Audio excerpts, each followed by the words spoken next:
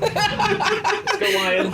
Let's go Lions. Good morning. Welcome to SJU on Fandom. I am Danielle Radford. It is Thursday, and I have got with me a Dan Murrell. Hello. Good morning. I have got with me a Joe Starr. Good morning. And special guest, always wonderful to have her here, Ms. Emma Fyffe. Hi, good morning, everybody. Hello, Fyffe Club in the house. Great to be here. Great to have you here. So today we're going to be talking about why people love that Lion King so much. We're going to be talking about the Eternals and possible suicide castings. We're going to be talking Suicide Squad. Suicide Squad.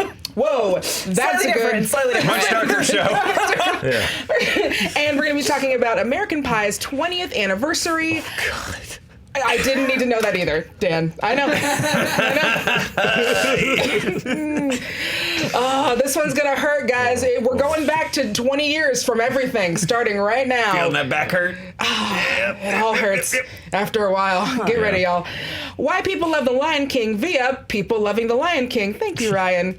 That's the Yes, source. thank you. The source is our hearts. The source is people in the world. People in the world. We recently celebrated the 25th anniversary of The Lion King, which opened June 1994, just as we're getting a new computer-animated photorealistic version of the story from Disney hitting theaters next week. If you are interested in our review after you're done watching this, go ahead and go check that out. Me and Dan had some words to say about The Lion King. We did. We did. Other reviews are also out. Apparently other people get to review movies too. It's crazy. I don't know why. Yeah. But they're just apparently I didn't know it was allowed. Are there other channels that do this? There are other channels that talk about movies. There are only a few, No. but believe it or not, there are other channels that do like reviews and talk about movies and stuff. It's Have like crazy. panels to discuss things. Have we told anyone? But we're the only one that's at a table with these kind of microphones. Yeah, no one else does that. No one else Yeah. does that. That is Never been exclusive. seen before. Okay. They don't talk about Batman, do they? No That's one. us. No one talks about Batman. Okay. We're the only ones. Yeah. And so, those other channels, they do, a lot of people have reviews out. Reviews went out this morning. They are mixed to positive. Most of them say the original can't be beat. If you want to know why Dan's making that face, hop on over to our review after you're done I was just on Rotten Tomatoes, and I would say that might be taking a little bit of a downturn, but we'll see. As the reviews come in, we'll see. Yikes. So obviously the original was a huge hit for Disney. Arguably the peak of their notable resurgence kicked off with 1989's The Little Mermaid, continued with Beauty and the Beast and Aladdin. It made $763 million worldwide at the time before its later re-releases, which would be $1.3 billion today. Wow. Won 2 Oscars and a Golden Globe. Claimed Emmy Broadway show followed. So, y'all, what do we think made Lion King such a huge hit, even beyond the other Disney animated films of that era? I've got some ideas. So it's interesting to me. I feel like this whole episode is going to be a lot of just delving into my personal psyche just because of the topics we're talking about. But of the Disney resurgence, and people are going to hate me for saying this, Lion King is my least favorite. Oh, that's all right. I'm more of a Just punch you. I know. I'm more of a Beauty and the Beast kind of person. But I definitely like the Lion King. It's funny. I feel like I feel like what is true for me is actually the opposite for most people, and that makes them love it more, is that this one was about animals, and I'm more interested in ones that are about like people and mythical creatures, I guess. Yeah, like lions- mermaids. Lions are real. Yeah. That is true. Then Fact check, Ryan. Pause. Yes. Where does Robin Hood fall for you then? Okay, but I love Robin Hood because they're anthropomorphic. Okay, So that's the okay, thing. In okay. Robin Hood, they walk it. around on 2 feet. They act like human beings. And in Lion King, in theory, they act more like animals. Did you have a crush on Okay. Robin Hood? Oh, yeah. I'm telling you. Oh, gateway. yeah. Okay, unpause. Sorry. Okay, anyway, okay. I was just curious. So, my theory for that has always been, when you look at these, aside from Aladdin, but in kind of the order this went for, a lot of the older Disney in that era was really marketed towards girls. Yeah, like very I guess specifically. that's true. And this one was one that felt like it was marketed more broadly and for everyone, and I think that definitely helps. And it was a bit bigger in Yeah. the sense of like the music. The Hans, I think the songs can't be overlooked. The fact that you had Elton John and Yes, doing for music sure. for it. You had that Hans Zimmer score. Right. I think it felt unique, and this sounds weird, but because it was the 90s, the world was smaller. In the sense of, this was pre-internet. I think that it was it celebrated how many movies celebrated African culture in the way that The Lion King did. I think that it was unique. It was unique amongst even the Disney movies, which even though they took place in different parts of the world, some of them, they were still mostly sort of similar. A lot of them are different ladies with different colored hair. But the same they are. So it felt different. It felt bigger. It felt more epic. It felt more tied to like things like ancestry and legacy, which are big themes that people connect to. Like it felt like Disney made it bigger and more serious and more, it just felt different. It felt like less of just like, oh, it's a cartoon, and more like, oh wow, this is a great movie. Before you even jump into like the movie itself, jumping on, it felt bigger. Like the legacy of The Lion King for me starts when we were sitting in a movie theater and the trailer was just the opening number, with everyone gathering at Pride Rock, and you had no idea this movie was coming. You had never seen or heard anything like that before. That's true. I can't remember what we were going to see when we when that it had to be something kind of big, because you would attach Lion King to something pretty big. But Speed. It might have been Speed, honestly. I don't think that they advertised Lion King before Speed. I would love it if they did. No, that's my Venn diagram. I would love it if the internet proved me wrong. But that was like, I'll never forget seeing the Lion King trailer, because even as a kid you're just like, oh my God, like my parents were like, what was that? We are going to see the Lion King, And I think too with Lion King, there was a certain amount of drumming up interest about it, because obviously, post seeing it, we know that it draws inspiration from Hamlet. Right. But going into it, you didn't necessarily know that. You know what I mean? It wasn't like Disney was advertising, this is our Hamlet adaptation with lions. Right. Right. But that's exactly what it is in a lot of ways. But I think that going into Lion, because the thing is like with Little Mermaid, that fairy tale existed. With Beauty and the Beast, that fairy tale existed. With Aladdin, certainly, we're familiar with some of the Arabian Nights kind of tales and things like that. But Lion King stood in this sort of weird bubble of maybe it's an original story. We don't really, again, it's like you were saying about the trailer, we don't really know. So part of it is, I want to go find out. I also think that the technology was part of it, again, that made it feel bigger. It was kind of, in my mind, it's a little bit of a proto-Toy Story. And not that it had anything to do with Pixar, but in the sense that like Disney was able to use computers in a way to heighten the action, to make shots bigger, to add more motion, the stampede. Like you could give dimension to an animated film with The Lion King in ways that you couldn't really embrace in a lot of other movies up to that point. The technology was catching up to the medium, to the fact that like, oh, we don't have to just, unless we want to just kill ourselves by plating it with 57 things deep like you used to have to do, because that's how you used to get depth of field. And sit here and like hand paint your cells. You would have to like get depth of field by like painting on actual like glass, and you would have to layer them and then move a camera. Like it was so meticulous and painstaking. Like you could go into a computer and make things like that Pride Rock shot, and you was starting to be able to open this world up. And I think that adds to this. It's a grand really scale. good happy medium of CGI and hand drawn animation, where you can't necessarily like look at one shot and go, I know what was drawn. I know what was rendered. Because Beauty and the Beast had that, and it was great, but you definitely knew that she definitely. It's tell. very evident. Yeah, the CD-ROM game cutscene starts when they walk into that room. It was much more seamless. But I think the Stampede took like 3 years to do something like that. I think the fact that the technology was in service of telling the story, it felt, and giving you that theatrical experience, I think was really kind of cool. And I always think it's funny because you read, everyone writes the stories, particularly this year because of this new movie coming out and the original about where the Lion King stood at Disney too, though, which is that like the Lion King was like the younger brother to Pocahontas. Disney was like, well, we're working on Pocahontas and we're also working on the Lion King, but Pocahontas is the one that we're really and you guys have your little lion movie. The Lion King. That I did not realize. That's amazing. That is hilarious. Not that it was like an accident, but just through the different, and everyone has a different story. Yeah. So who knows? But like one of the narratives I saw was that like Disney, of course, was giving attention to the Lion King, but they were really saying like, but Pocahontas coming up the next year, Yeah. like that's gonna Colors be of the Wind was so gonna funny. huge box take office off. draw. I mean, Colors of the Wind's a great song. It is. Great It song. is. It is. No shade. Well, and so why do we think, talking about kind of the legacy and comparing it with, especially, I didn't know about the Pocahontas thing either. Why do we think that that continues to be something that is so popular? Why is there such a legacy for Lion King? Well, I mean, some of it I think has to do with the fact that it's just once it sort of entered the cultural zeitgeist, it never really left because it was one of Disney's projects that they continued to put effort into preserving, be it through the Broadway show, and there were some like direct-to-DVD sequels to Lion King. I Yes, feel there were. like Simba's Pride. Simba's Yeah. Pride. Right, and then the Didn't Timon they- and Pumbaa show? Weren't they halves? Oh, yeah. though? Wasn't there like a 2.5? I think there was a two, Yeah. one or 1.5. One I don't and a half, know. yeah. But yeah, and then there was the like Disney afternoon show with Timon and Pumbaa, and yeah, it's just I think that because. People gravitated so much towards these characters. There's something that continues to come up throughout Disney marketing, honestly.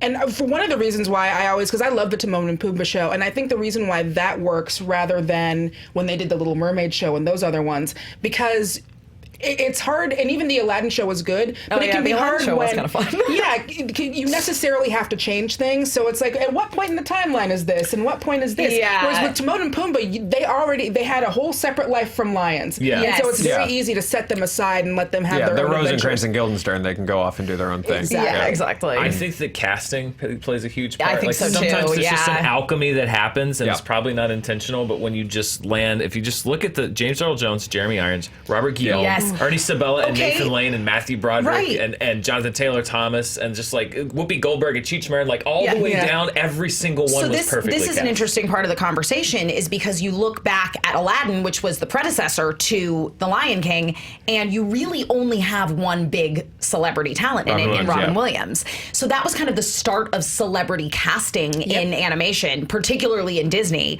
And so but with Lion King, I mean, they went balls to the walls, like Yeah. no holds barred. And that's great that you bring that up, because apparently Robin Williams was terrified of that happening, yeah. and he didn't want himself to be the center of the marketing. He didn't want any of that, and he had a deal for how much of him could take up a poster, because he was definitely afraid that was going to mean that everything was going to be stunt celebrity casting. And in this case, I feel like they got it right. And in other cases, sometimes it was just, let's pick a big name. Like the new Lion King. I'm sorry. Oh, I said it. I said it. Oh, shots fired! Wah, wah, wah, wah. That was the difference for me between this new one and the I guess spoiler alert for my review.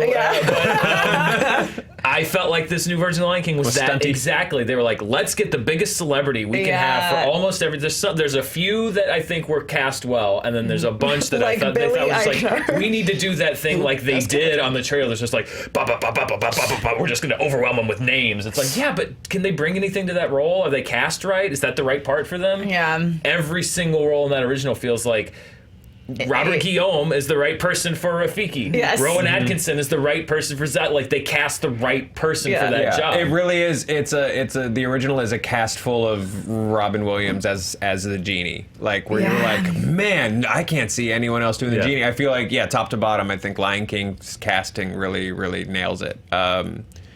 Performance-wise, almost everyone was just sticks in your head forever from the original. The Jeremy Irons is Scar.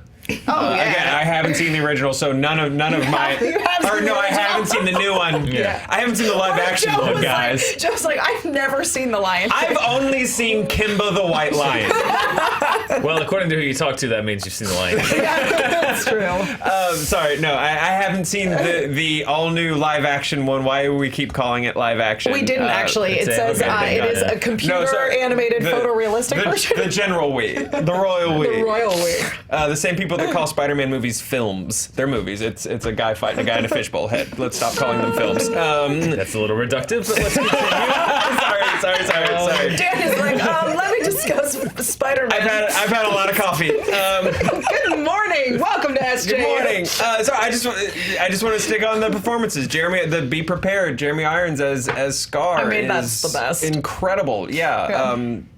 James Earl Jones is it's rare that there's a performer who in your head you're like, oh, you're Darth Vader and you're Mufasa. Like, you are all of these iconic characters all at once. No one will ever top. I'm kind of glad they didn't change him in the new one. I don't know how the new performance is, but I also don't know how you could not have cast someone else's. Yeah. Part of me feels like they're doing it now because at a certain point, James Earl Jones is not going to want to do this stuff anymore. Yeah. He's going to be real done. There's a reason why he's mostly VO. Because he still does Vader in the Star Wars animated stuff. It's amazing. Like, I imagine he just has a vocal booth in his house, and he's like, I'm just going to walk over here. I know what I'm doing. You direct me over the phone, but I'm James Earl Jones. I got this. But I do feel like part of it is, let's go ahead and get it out while he still feels like doing this stuff. Yeah. Because who would be Mufasa? You can't recast Mufasa. Yeah. No. That's impossible. Although, I mean, there was the staged version, which was different. Has anyone here gotten to see the Broadway version? What did you think, Dan? It is, I mean, it is incredible. It's beautiful. Yeah.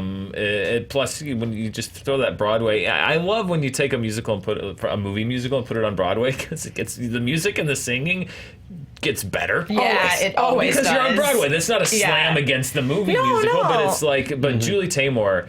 Oh my God! With all the puppets, just the innovation behind it. It's kind of like this new version, but also good in the sense of the content of it is good.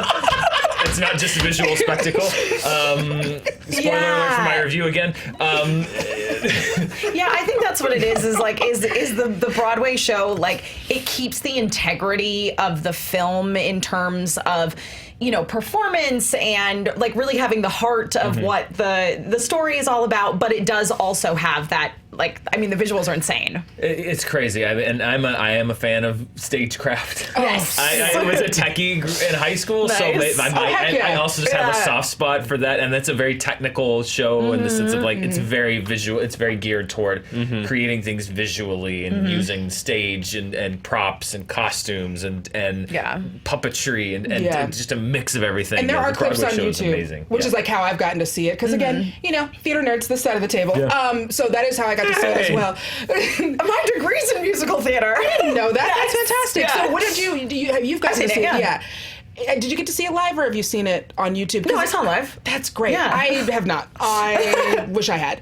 But it still translates even if you're seeing it on a different screen, and like you said, with the puppets and with everything, especially because I wanted to like the Little Mermaid musical. Oh my gosh. So, okay, I'm just going to get on my soapbox about the Little Mermaid musical for a second. The production, not good. Not good. No. The book and like the script for the musical and the music is actually really good, but the production is so weird. I have a question. They're on Heelys. They're on roller skates, right? Heelys? They're on Heelys. They're on Heelys? Yes, Really? they're on Heelys. Yeah. They're not even on roller skates? Yes, Little Mermaid is on Heelys? The Little Mermaid Yes. is on Heelys. Meanwhile, at the same time, I at want the to see same it time, more now. Disney has produced Aida, where there is a swimming scene. So why didn't we just do that for Little Mermaid? That's Like, that sounds like the solve for like if a high school had to do the Broadway production of the Little Correct. Mermaid. Yes, You would put them on correct. Heelys. yeah, and scuttle tap dances. Of course. The eels it's a person, and then the eels are their arms, but their face is still talking. It's weird. It's Odd. Yeah. I went to look it up, and I saw bits of it on YouTube, and it appeals to me in the way that, Right. you know how I know what good things are and I know what bad things Yeah. are? Yeah. I desperately want to see. I know it's not good. I want to see it. But the eels have a great song. They do. They really do. The eels do have a great song. Speaking of songs, so what is your favorite Lion King song? I mean, Be Prepared actually scared me when I was in the theater as a kid watching it. Just the shots of the cave and the green fire and just the infinite hyenas that really would have come in handy as a counterattack when Simba showed up to take back what was his. Those are musical number hyenas. They don't exist in real life. Oh no, we don't fight. We harmonize. We don't fight. They're just there for the crafty. Yeah. No, absolutely. Yeah, I mean, Be Prepared would definitely be my choice. I love Scar. Scar is my favorite character in Lion King. I think he's such a great villain. But if I had to pick another one, it would be Circle of Life. That opening number is pretty impressive. Yeah. It's hard to beat that. Just the melody, the beautiful melody. It's of all the movies, it's the best combination of just like the songwriting of Elton John and Tim Rice, the orchestration of Hans Zimmer taking it that extra level, and then just the choral part of it, and again, like for me, like I love how it opens and it just very much ties into, it puts you in the world immediately. Yeah, I think of all a lot of great songs, but that's just beautiful music. I don't know why. I could not explain this to you, except that I'm a crier and everything makes me cry, especially good music. Hakuna Matata is a song that will make me cry. And I think it's because there's that moment where Simba becomes adult Simba. And it's like, oh, they're still friends. Yeah. Oh, look, he's still here. Oh, I'm actually tearing up a little with you talking about this. All friendship we're log. good. Yeah, you know me. Friendship is like, it's going to get me every time. I am a sucker for friendship. So I think that's why, like, even watching it in the new one, I was like, they're buddies. They're friends. Look at him, he's all grown up. I'm the worst. Speaking of being the worst, except that Does we're he not. still grow up on the friendship log in the new one? Does he still what? Does he still grow up on the friendship log in the course new he one? does. Okay. It's It's a shot-for-shot remake. It's the Got Lion it. King. Okay. Pretty much. It's the Lion King. Okay. Yeah. Got it. Right. That's the thing. That's the thing about the musical. They couldn't do a shot-for-shot remake. Right. Yeah. Because they didn't have lions. There was people who were playing lions. That's true. You couldn't actually train lions to do No. it. Someone I has don't know tried. if you knew this at home, but the Lion King musical did not star real lions. If you haven't seen Roar, Yeah. Oh boy. I can't recommend it enough. It is someone was like, "What if I did the lions with real lions?" And it's a delight. You can't, as it turns out. Yeah, you really. Because they're dangerous animals. Dangerous animals. Speaking of dangerous animals, I'm going to keep doing this because it keeps making. Are they really more dangerous than a hungry musical theater actor with giraffe-colored stilts, though? Listen, No, that's no one TBD. is. Yeah. Nothing is more dangerous. I No, mean, we've all no. seen All About Eve. So we are SJ true. News. We are also Fandom Entertainment. Make sure to like and subscribe. Smash that Millie Bobby bell. Thank you, Ryan. I like it. Great stuff on fandom.com. We have some articles. The biggest threat in Stranger Things is the Russians.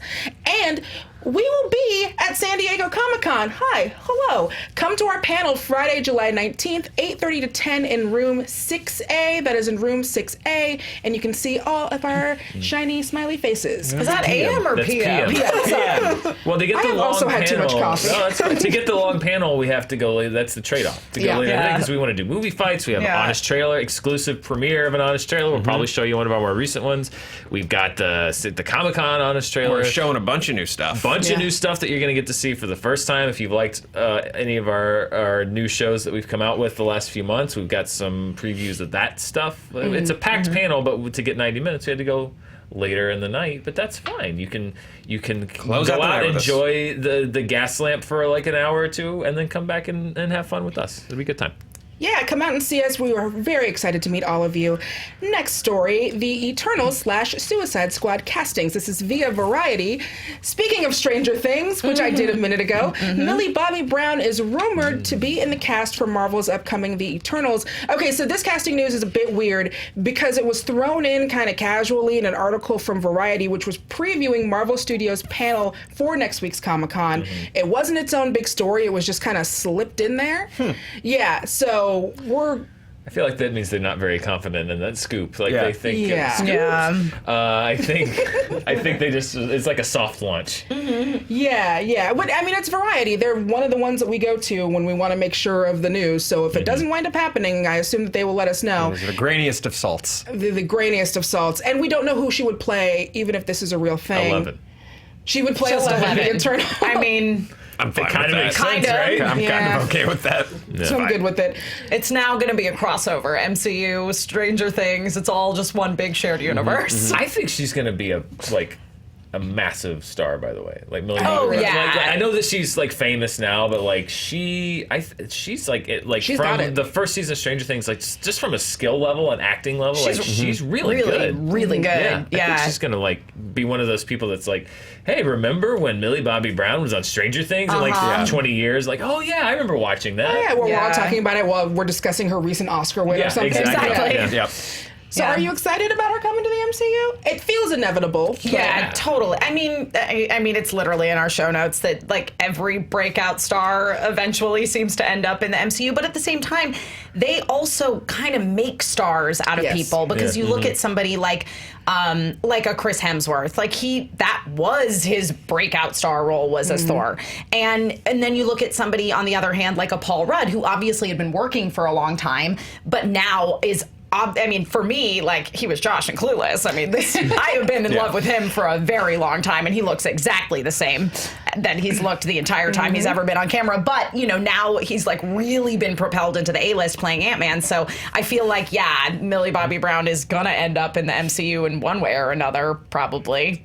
Yeah, exactly. And deservedly so, because I totally agree with you, Dan. I think she's just incredibly talented, and she still gives the impression, and obviously it's like, I don't know her personally, but through all the interactions I've seen with her, or had with her personally, she really still kind of seems like a kid, you know, like she's.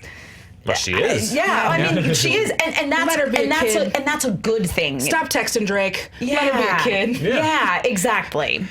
One of the great things about her being a kid is sometimes you see these child actors and they're really good, and then you realize as they get older, they were really good for a kid. Yes. And then they never get better. But she is clearly working on the craft of acting and still putting in the effort, which is like a weirdly good crop of kid actors that have popped up, like out of Stranger Things, what's his face? He was in It, and he plays the friend in not Finn, the kid that plays the friend in Shazam.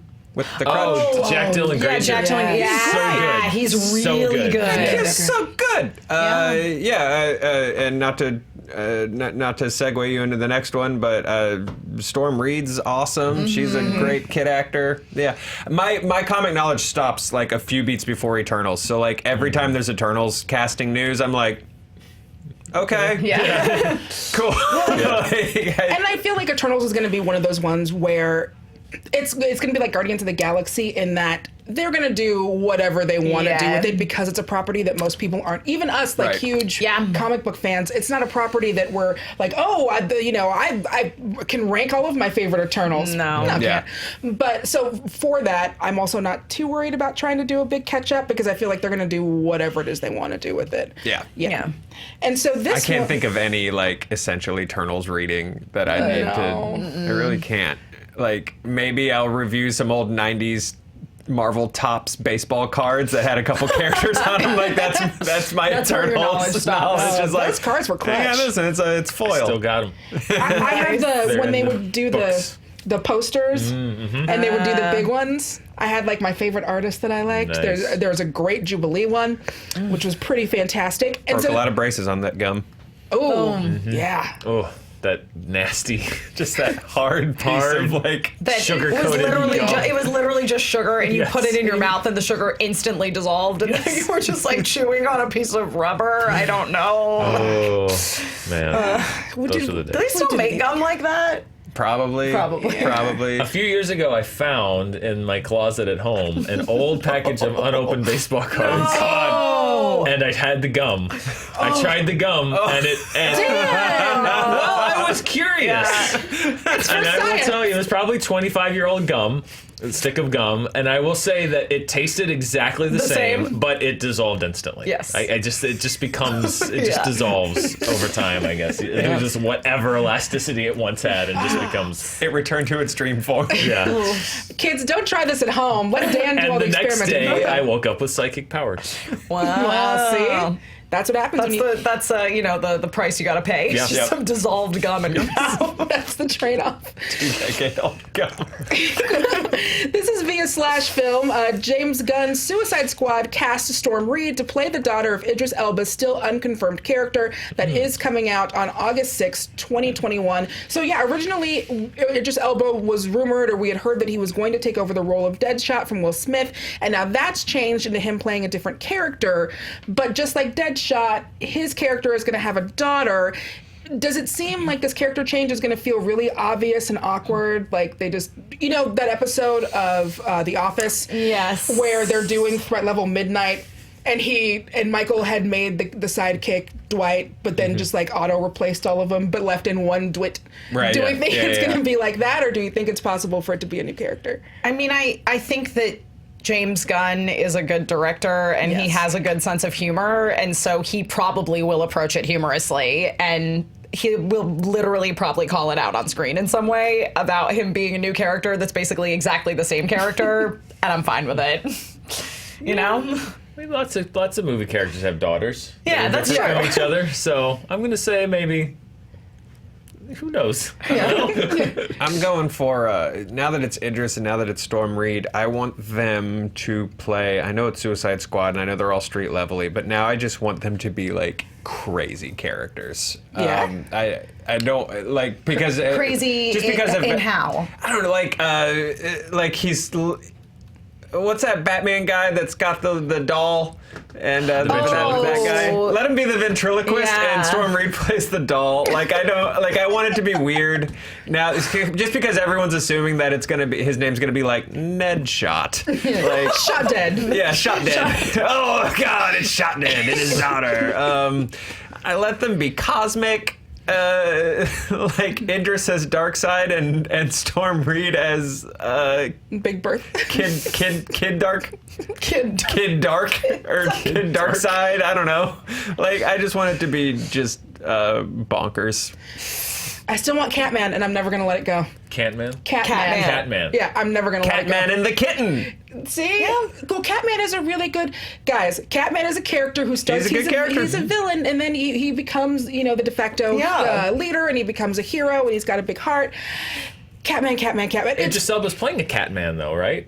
Like later In Cats? right? Cats, Literally, see? yes. That's perfect. Oh, the Cats countdown. We got to start getting that boy. ready. I keep forgetting about that, I and forget then I it remember exists. it, and I'm just Yeah. like, and then I can't wait to I see what the cannot hell's going to believe go on that with they're that making movie. that movie. Christmas. Like, just why? But also, Lord. please and Yes. thank you. Oh, it's going to be amazing. And I hope, just like with Little Mermaid, everyone's in Heelys. Yes. In Heelys, just calico cats. Just 20 minutes in, Here's just how we the going. twist. Here's the twist: is they're gonna have actual cats. What if it was just like trained cats? And they voice With them. actors doing voiceover for them. Yes. I need that in my life. Oh, see, but and then you say you didn't like The Lion King, and it's the same thing. Or it's the actors and they're VO'd by cats. Oh, even better. Just Idris Elba opening his mouth and you just hear, Taylor Swift. That I also need. I do need that Yes. desperately. All right, It was here's Storm we'll Reed's take a great either one. actor. Yeah, Storm she's Reed's a great great. actor. It's going to be fun. Yep. Speaking of something that we cannot avoid, which is via the inevitable passage of time in Entertainment Tonight, they bring us American Pie's 20th anniversary. The American Pie cast reunited for the film's 20th anniversary. The film opened July 9th, 1999, on the heels, I know, on a ton of new teen-focused films earlier that same year, including Varsity Blues, She's All That, Cruel Intentions, and 10 Things I Hate About You, which was filmed at my rival high school. And this was the biggest hit of that group, making $235 million worldwide on an $11 million budget. There were a bunch of sequels, plus 4 straight-to-video spin-off films. Dan, have you seen any of these? I believe I saw Bandcamp. Oh, American Pie I presents remember that Bandcamp, existed. I remember that. which may have been the first one, and then I Eugene realized Levy is in that one, right? Eugene Levy is, I think, in all of them. Yes. I do like think Eugene so. Levy. Okay. He was like Eugene Levy became like Screech on Saved by the Bell, and they kept having to invent reasons for him to be places, which was odd. But yeah, I think I watched Bandcamp and I was like, oh, this is a mistake, and so I don't think I watched any of the other ones. He has been in all of them. Yeah, has. Yes, he has been in all of Ryan them. can confirm. Wow. Well, So what do we think made American Pie stand out for all of those and made it such a big hit? It was obviously really, really funny. And it was, Cruel Intentions also had some of that, like, teen weird sexiness, but American Pie really dove right into it. Well, yeah, I think the difference is the other ones had stories. Right, yes. And American Pie was just like, no, this is literally just raunch. Like this is we're gonna drop the word MILF into pop culture. Never Someone's left it. gonna have sex with baked goods. Yeah. The flute thing. Like this movie was just full. Like this was. I feel like a lot of time we always go whatever this generation's like Porky's or Ski School or something is going to be. This was it, and sometimes I think we don't give it credit for that. But yeah, this was like that generation's Meatballs. Yeah, I was the target market. I was 16 years old when American Pie came out. I'm actually surprised it made so much money because, as I mentioned, I was 16 years old when it came out. I gave my money twice to a different movie.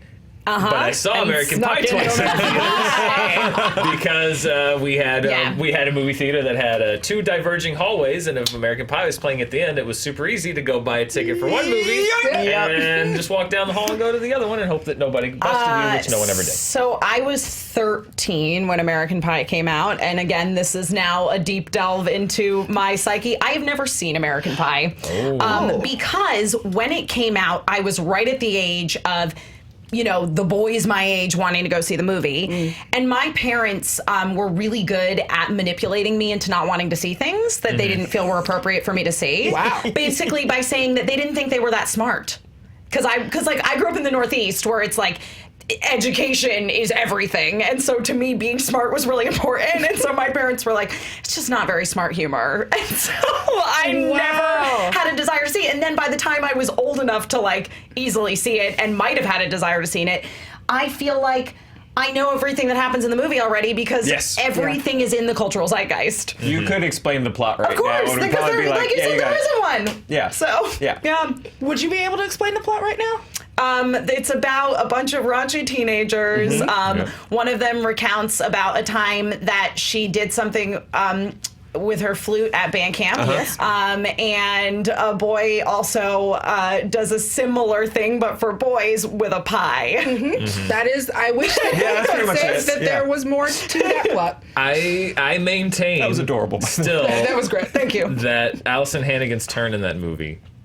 In that conversation, like the fact that the whole movie she's playing at one note, and then like that it turns is still one of the best executed character turns in a comedy, as far as just like just the shock value of it, the timing, the performance. I still think that I still think that's funny. Like that's the kind of thing that I laugh at is when you're sort of going down one road and then they pull the rug out from under you and you're just like, oh, this is, and then the fact that like she's the dom in their relationship, and I don't mean Dominic Toretto.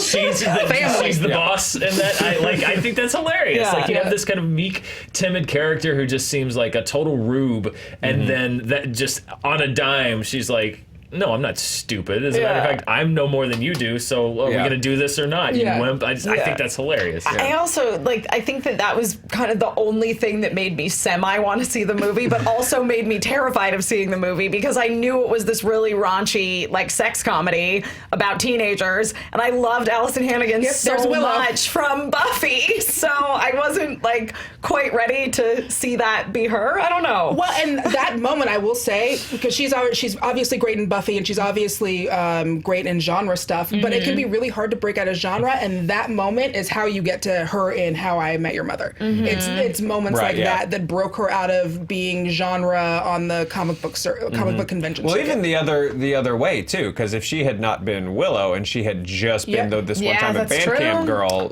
she would be in the next 5 to 6 American Pie movies. She would have been in all of them with Eugene Levy. So I think she had.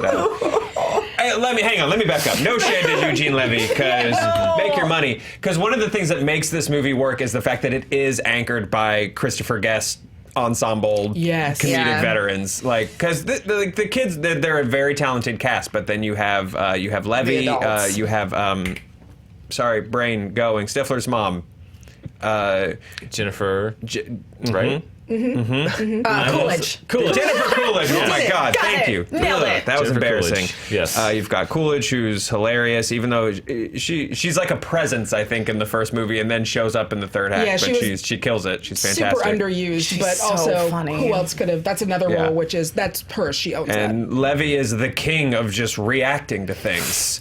That's why Guest rarely used him as like a wacky character and more just used him as like the guy dealing with stuff. He's literally the best grounded, one of the best grounded like straight man characters, like comedic actors alive ever. He's so good. Just, I mean, that's what sells the joke. Really, it was like, yes, Jason Biggs having sex with a pie is like, but just that scene of them just like sitting at the table and then dealing with it. Eugene Levy sells it. Yeah, there we go. And then Eugene Levy with that line just saying like, well, we'll just tell your mother we ate it all. Like that's what sells the joke. Like the joke is like, he had sex with the pie, but then like the laugh comes with Eugene Levy just being like, okay, or even the scene where he sits down and is trying to talk to Jim and he's bringing out the condoms, and it's like that's the humor in the movie. It's not just. And I'm not going to paint it as a perfect movie. There is just the requisite, like Shannon Elizabeth is in that movie to be the girl that gets naked on a webcam, and it's like there is that thing doesn't hold up. raunch. There's that raunch factor that's just like we've got to get the buzz and get the 16-year-olds to sneak in. And I don't even remember what I think I saw like Zorro like 3 times that summer, or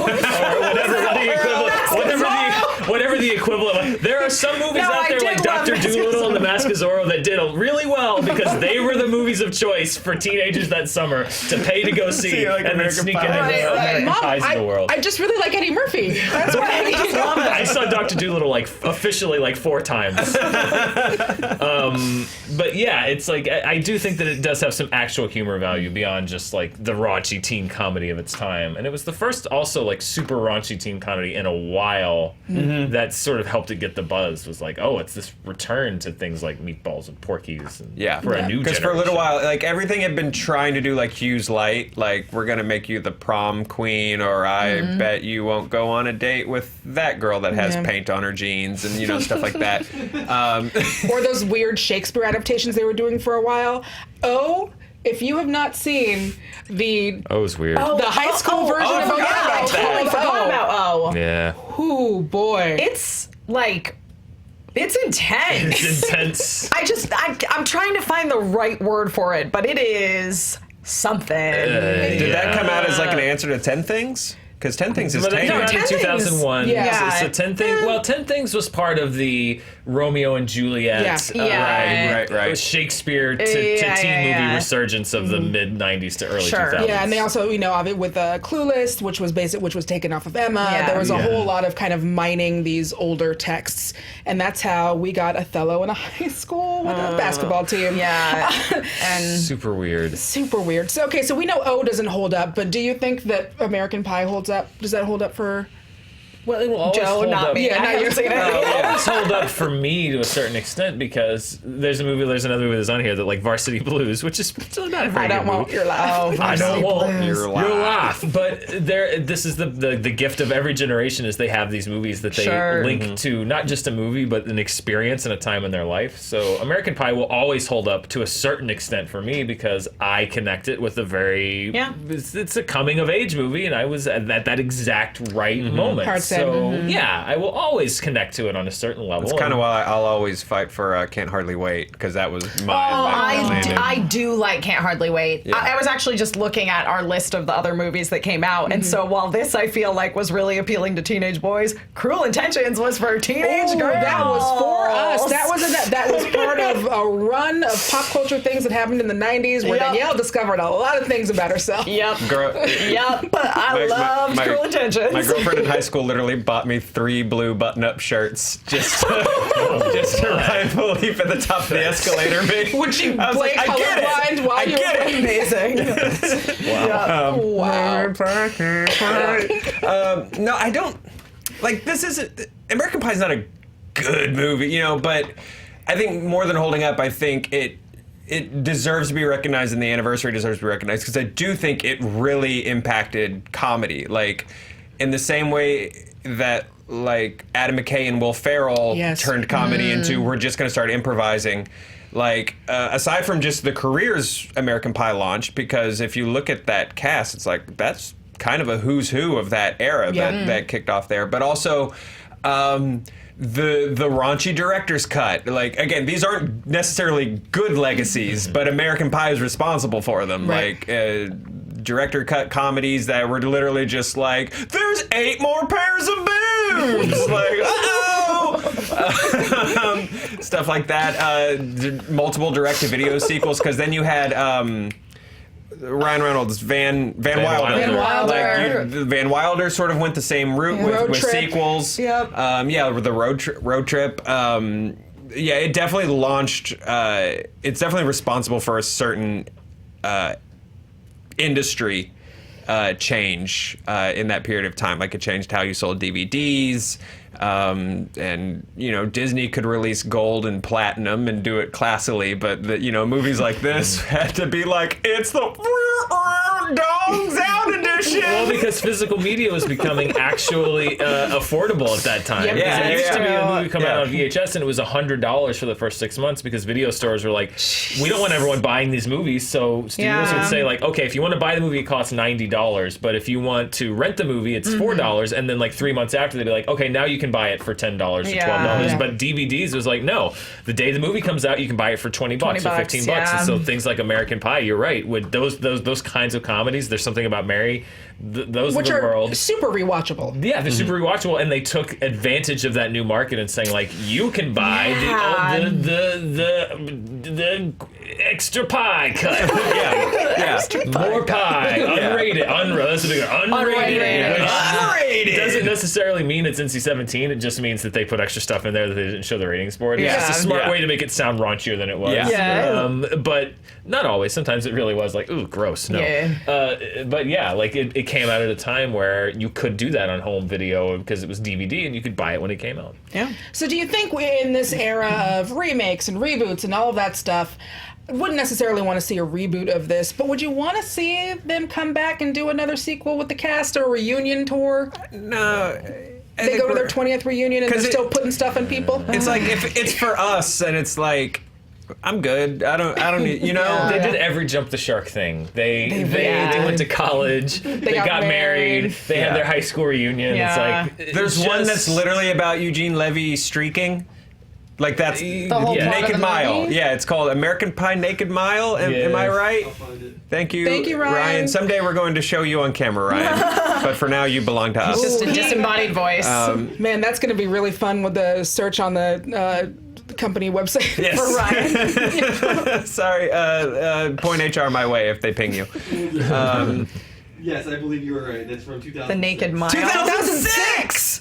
Oh boy. That was an American Pie movie in 2006! Like, yeah, it lasted forever. Well, yeah, I mean, the American Reunion was in like Yeah. 2009, 2010. When did American Reunion come out? was They like- were pumping theatrical movies out for at least a decade after. Yeah, it's Book of nuts. Love, 2009. The Yeah. Book of Love 2009. Well, that was a direct-to-video. Like, I mean, I think the last one was There's one American called American Reunion, Yeah, though, there was for a- sure. that I was remember like- that coming out. Yeah, I don't remember. American Reunion was 2012. 2012. Oh, yeah, they were pumping American Pie dang. movies out for a I was already while. living in LA at that point. Like, Yeah. man. They were growing up with their audience. Yeah. The characters were going through because they were tapping into that things of like, we're gonna try to do this, and I don't think any of the sequels were. I mean, American Pie 2 had its moments, but I don't think any of them really lived up though to the first one. It's really hard to recapture that lightning in that bottle. Yeah, it really is. And, just like, American Pie was our Meatballs, but it's also like a different movie. It feels a little different. The tone's a little bit different. I think this generation's Meatballs / American Pies are things a little more like Blockers Yes. or one that just came out. Booksmart. Booksmart. Yeah. Neighbors. Superbad. Neighbors. Superbad, Yeah, for sure. Superbad. Yeah. It's like for the 10 years later one, Yes. I think served the same function. Yeah. The idea of like what a fun raunchy comedy is, sort of has to shift and evolve, and that's good. And I think for us, I think another go at American Pie would be aimed at us, and it's like, at this point, not that there aren't stories to tell about people in their mid 30s to 40s, but like the things that we anchored to for them, like, I don't want to still exist in their lives. Like, that's, Right. And I definitely don't want to watch them like prepare for retirement. Yeah. Oh no, now the MILF has to move in with Stifler because Look out! I do not want to see them at Eugene Levy's funeral. That's like, I don't need to go on that journey with the American Pie characters. No, thank you. I'm fine with Jim's dad just being Jim's dad and running a naked mile or whatever the hell he's doing now. Although I would watch something even unrelated where he plays a ghost. So I'm just Where gonna Eugene Levy plays a ghost. I'm just gonna put that in my pocket. All right, American Pie, Ghost Dad.